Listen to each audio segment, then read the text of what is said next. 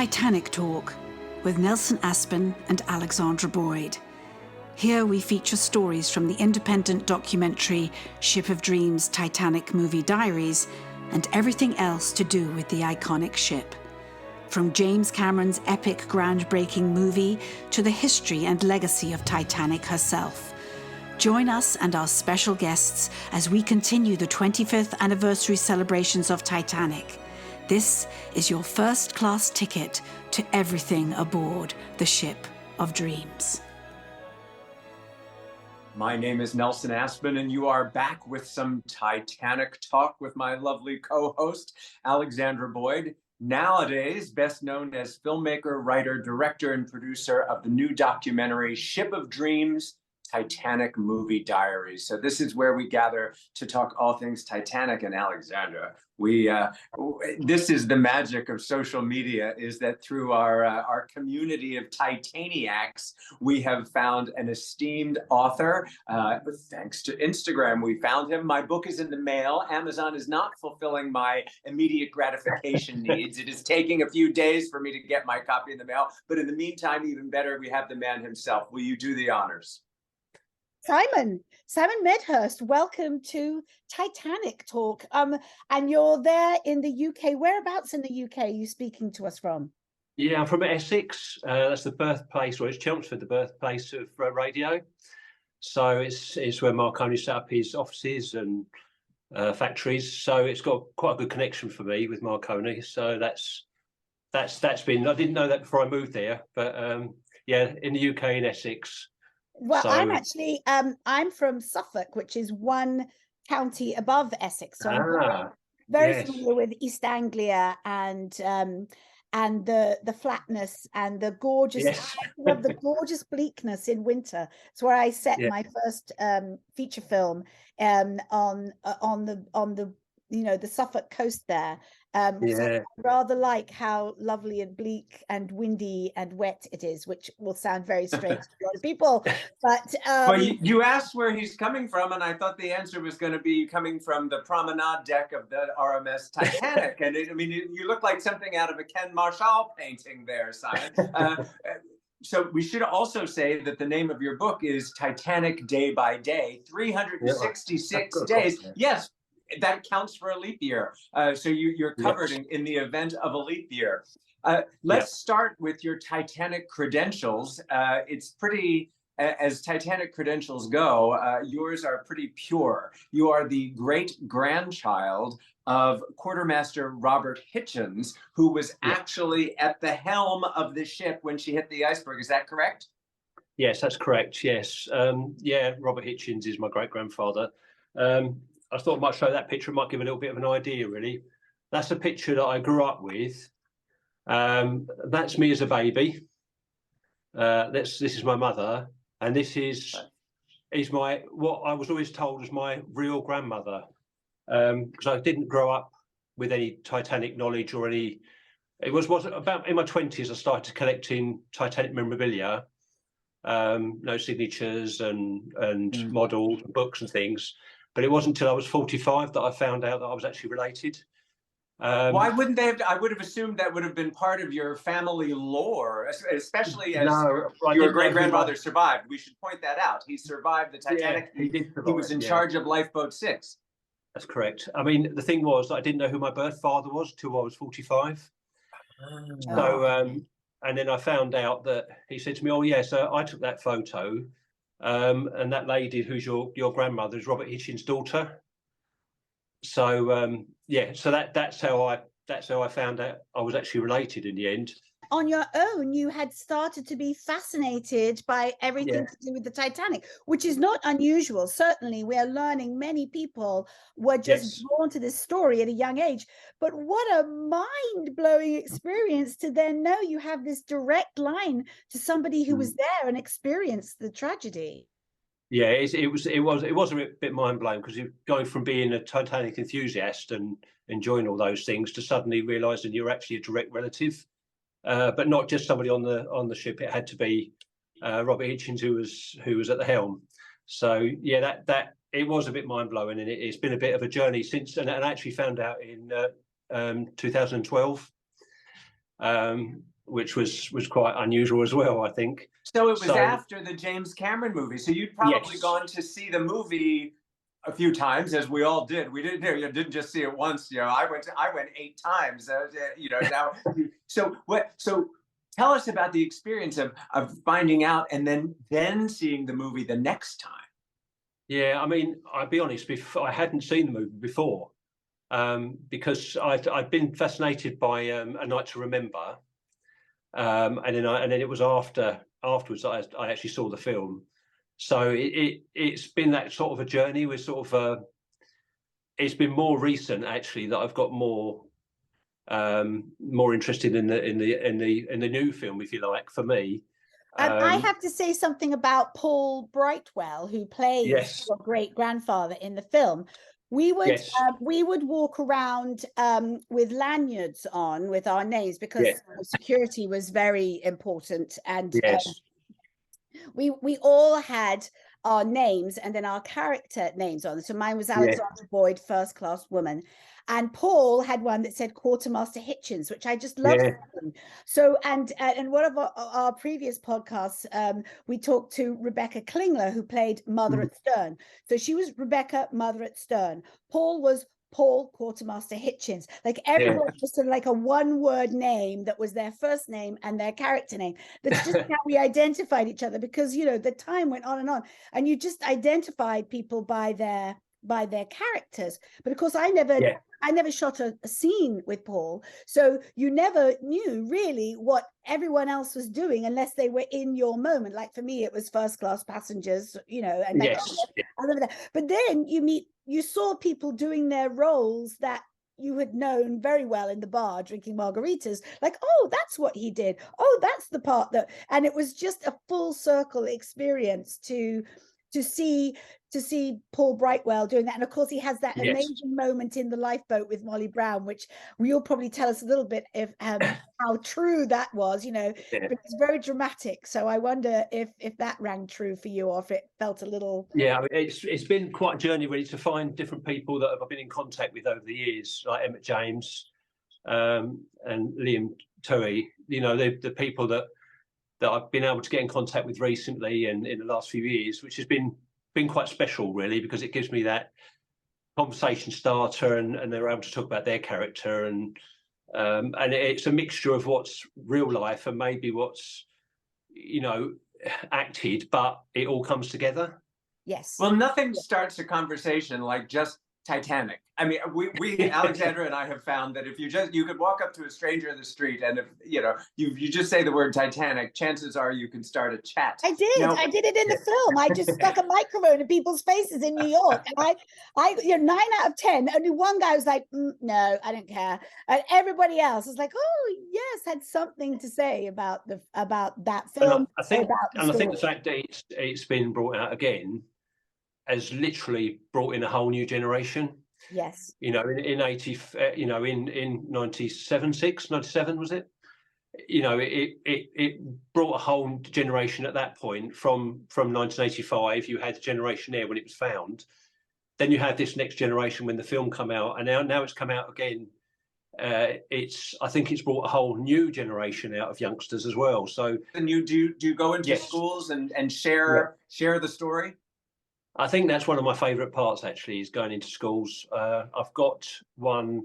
I'm going to be doing it in a library with some children and that. So those sort of things are very special, because some of them. I've done it twice, or I've done it in 2 different ways. Once where they've not had any Titanic story taught at all, and you're telling them for the first time, and then you have a group where the teachers have done a whole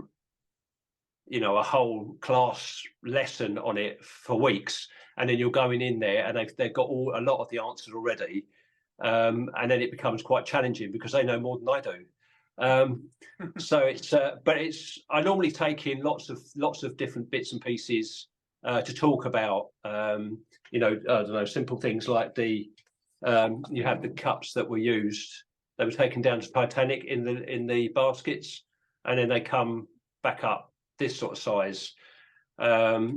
So Dick Barton, who went down to Titanic, he managed to get me one of those, which was quite quite cool. So just little things like that are able to sort of just tell people, the children, about it, and it gives them a real life. And also you talk about Marconi, you can talk about Robert Hitchens, you can talk about the ship, and there's just so much, isn't there?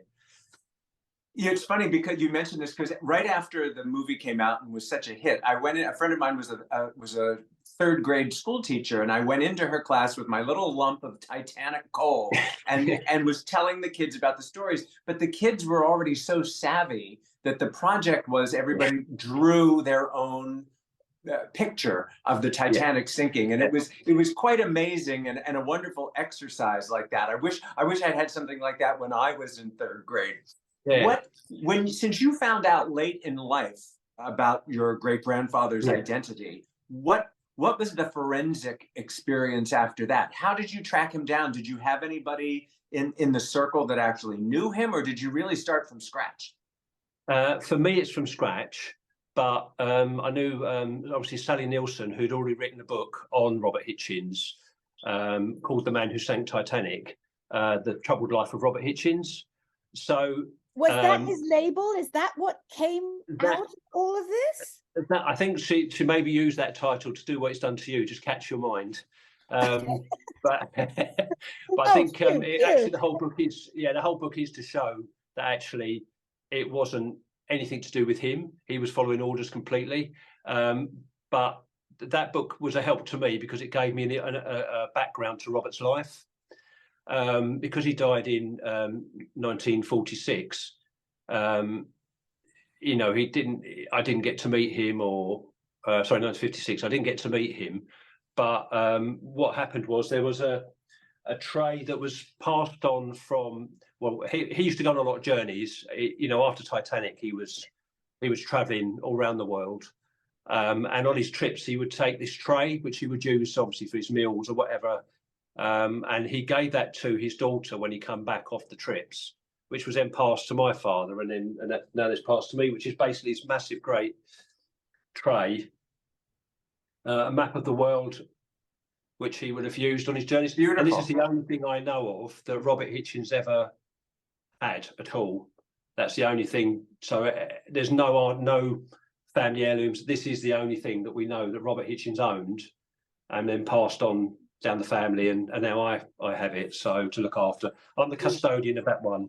Have any other stories come down through your great-grandmother and grandmother and mum that he told about Titanic, or was it a little bit like people from the First and Second World Wars that just wouldn't talk about it? It was like it was a terrible thing, and they sort of shut it away and never spoke about their experience. You know, now we want to talk about everything, you know, process everything. But that generation very much shut down and said, right, that was that, and they moved on. Yeah, I mean, Robert had a really troubled life. He did have a really troubled life. It's quite easy to see. You can search that out for later on in life. But he had, you know, he clearly had post-traumatic stress disorder. He had, and I know a lot of them did. You think of Fred Fleet and a few others that suffered afterwards. And I think with alcohol, depression, all those things that happened, and also you had the depression in the 30s.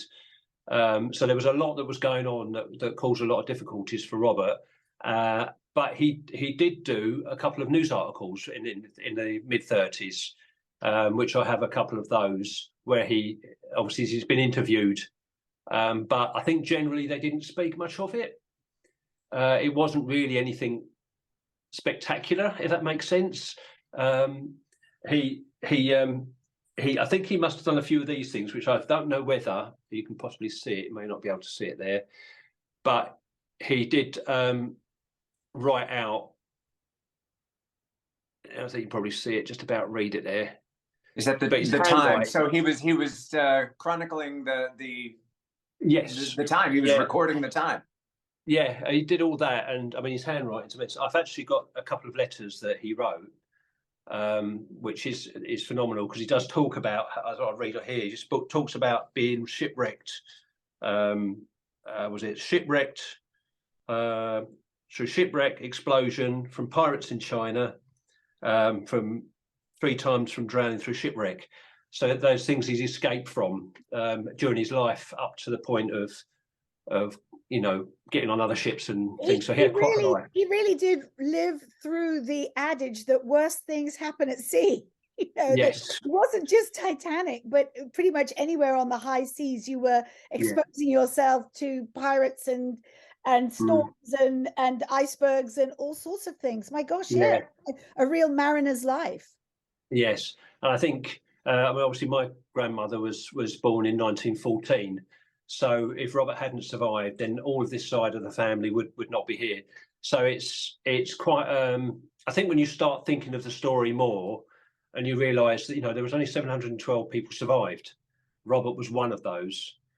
And with an awful lot of those were first class Americans.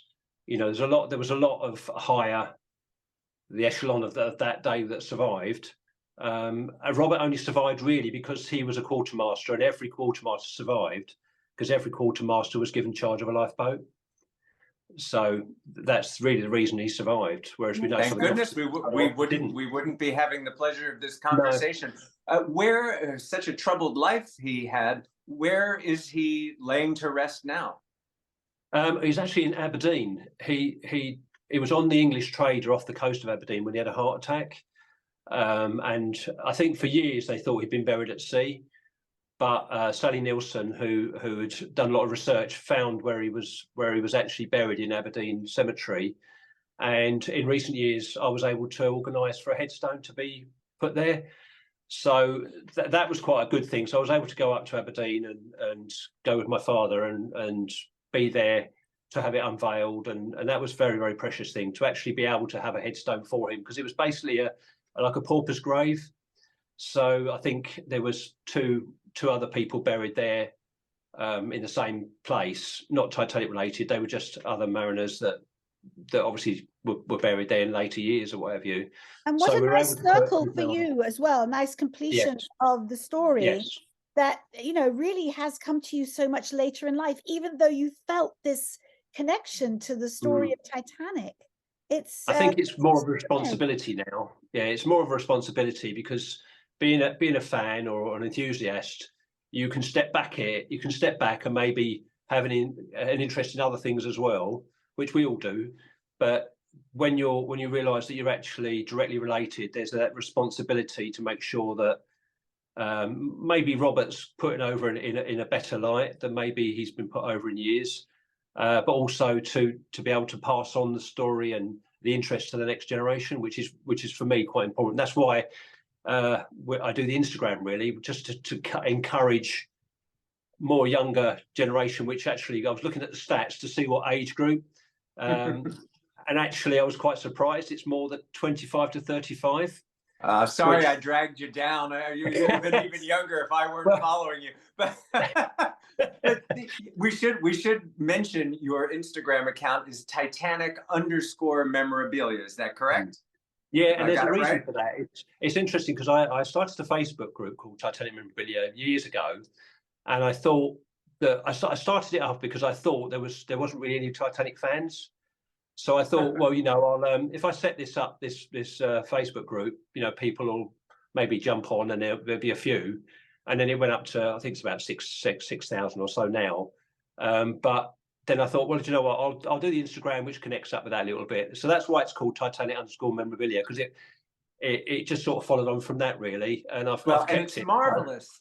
It's marvelous. I mean, there's and like your book, day by day, you're always posting something of interest. So even if it takes a couple of minutes to look at it, if it's a film clip or if it's just a quick 30-second scan, there's always a bit of Titanic to enjoy each day for those Titaniacs like us. But so as for memorabilia, you showed us your great-grandfather's amazing tray with the map of the world there. What are some of the other things you collect? I think probably books is one of my problem areas, I think.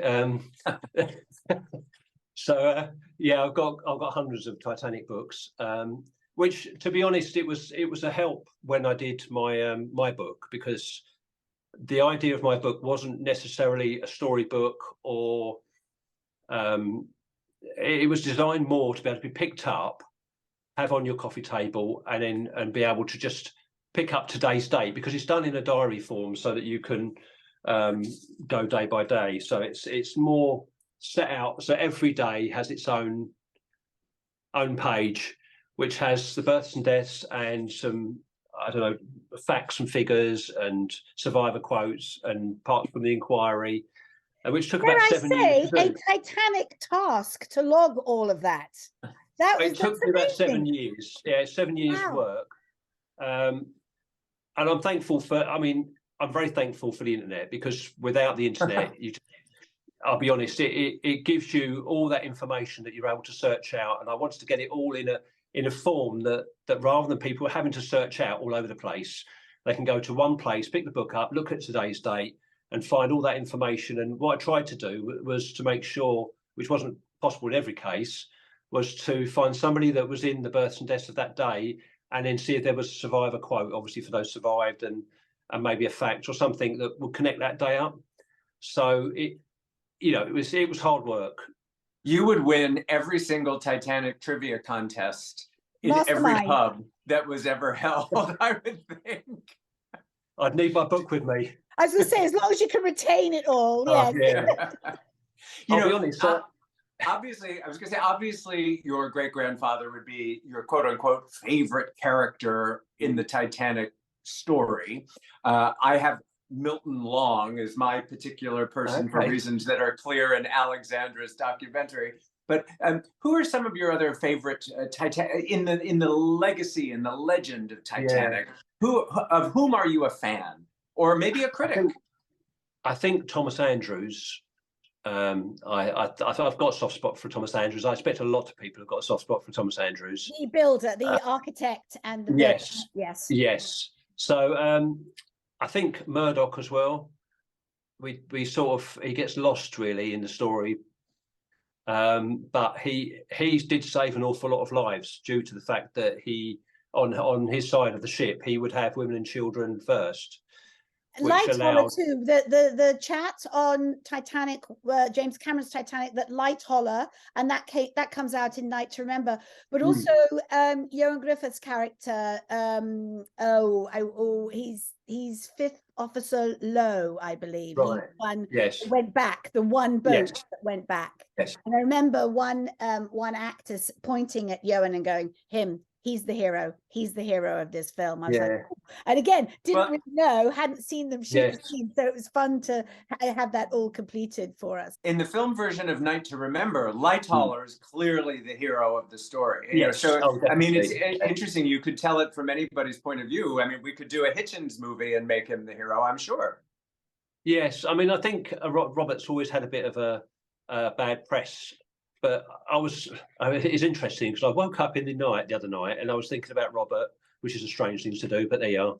And it was really the fact that he was ordered to do harder starboard, and then he went harder port to go round the iceberg.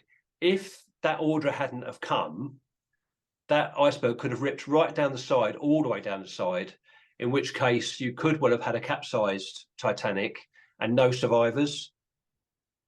Which I'd never really, it just sort of come to mind really, because it went round the iceberg and then came back in, it came away from the ship. It didn't carry on all the way down the ship. So it dug in, and of course it was fatal for the ship. But if it had carried on and gone all the way down the side and carried all the way down, then no doubt that could well have capsized the ship. There wouldn't have been time for wireless operators to get hold of anybody. And all those things. So it just made me think that sometimes, what Robert did, he did to the letter. And because he did it to the letter, it meant that at least 712 people did survive. So there's a lot more to the story maybe than we give credit maybe. Always. And with all those moving parts and all those, this comes up again and again, doesn't it, Nelson, that, every single person, every survivor and every victim has the most tragic story. And it literally has rippled down through the generations to these young people. This is the thing that comes out in the documentary. I'm interviewing these super fans who know not just every frame of the film, which was sort of their starting point, Because then it just goes on and on and on to everything to do with the history of the Edwardian era and the kind of knives and forks they used and the corsets they wore and everything social, cultural, and it kind of seems to all be encapsulated in this one ship. And Nelson and I talked the other day, if the ship had not sunk, nobody would be talking about a successful ship. We're talking about probably the been ship used in the of its war tragedy. Yes. I mean, Simon, how do you feel about sailing? Are you nautically inclined? Do you go on cruises? No, I don't think my wife would let me go on a boat. And she won't let me tell anybody what my history is when I do if I was to get on one either. So no, I think. Thinks you're going to scare them. She thinks you're going to scare them. Don't give him the helm. Keep him away from that wheel. You're just not allowed to go to the bridge at all. Just stay away. But yeah, no. I was going to ask a question actually, because obviously with the Titanic, there are so many aspects of the Titanic. So for me, it's the people thing. It's about the actual people themselves. So with my book, it's all to do with what the people saw and felt at that time. So all the quotes in that are whether they're in the lifeboat or they're speaking about it. So that they're all those things of what they felt at that moment. So what you get in the book is what you're actually getting the feeling of the people as they tell their story. But obviously there are so many different aspects of it. So there is the technical side, the 3 million rivets and the 5,000 tons of coal, and then there's what you're talking about, like the Edwardian dress and that sort. So what part of it is it that holds you, or is it all of it? For me, both of you. Well, for me, it certainly was the research that I did for my audition, which Nelson helped me with, because he had, like you, he had a library full of information and videos and, a lump of coal that had, been exhumed from the wreck. And I was like, right, he's my starting point. And then I wrote a monologue and, James Cameron saw a video recording of me performing this monologue, and I didn't get the part that I auditioned for, but he gave me another role. He was like, yeah, she knows what she's talking about. Like that was how I won my role, was from this research, which was so wonderful. And so, I really knew I'd only scratched the surface. So walking onto the set and being part of somebody else's and wide research, not just James Cameron, but Peter Lamont, the art director, and Deborah Scott, the costume designer, you really, really felt like you were on Titanic in 1912, and that was what was required of me, to look like that and behave like that. So why would you not have an indelible sort of link to the story? And also what happened was I invited everybody I had got to know to write a diary, like write this stuff down. This is movie history. So as a filmmaker now, it's fascinating to me to have recorded the experience of us as the smaller supporting role actors, but tie it in with the history, because they're intrinsically linked.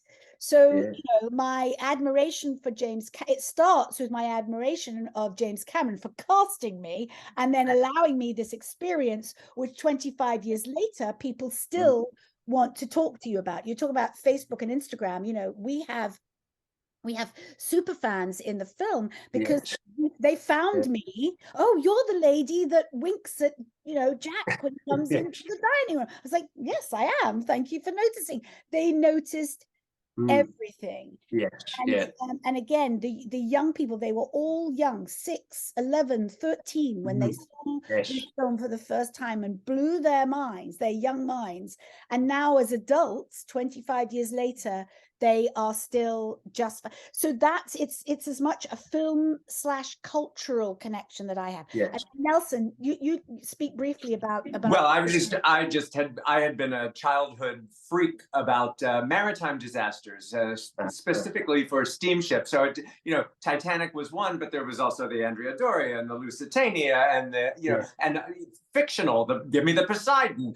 So I was an equal opportunity maritime disaster person until I glommed onto Milton Long, who was a first-class passenger, and just began having an intense interest in an individual. So it became more of a personal story for me. But now I do want to ask you as our time is running out, because we see your Titanic background there in your room in your home. Your wife says she won't let you take her on a cruise, and because you might scare everybody talking about Titanic. But since you have the memorabilia, where else in your house do you just keep it all to one room, or do you have something special down in the kitchen? Do you have, what's going on behind the scenes? I spread it around without my wife noticing. So I have pictures generally around the lounge and the dining room, and I've got sort of a study area upstairs, which I've got where I keep all the books and what have you, and I keep it all up there as well. So it's just sort of hidden in different places under the bed. Well, I'm going to proudly display my copy of Titanic Day by Day when it finally gets here from Amazon. Another one for the collection. When we get together, you'll sign it.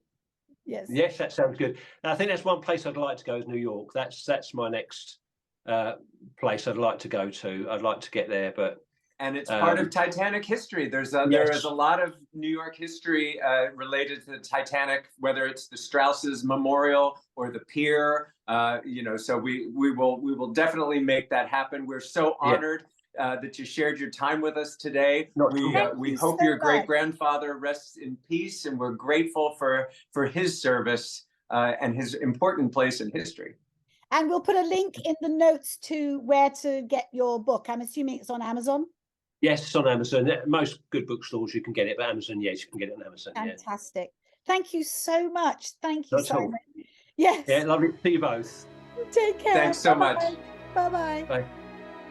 If you've enjoyed this podcast, please leave a review. And if you'd like to hear more podcasts like this, hit the subscribe button. For information on where you can see Ship of Dreams, Titanic Movie Diaries, go to shipofdreamsfilm.com. Titanic Talk is a production of Ship of Dreams Film Limited.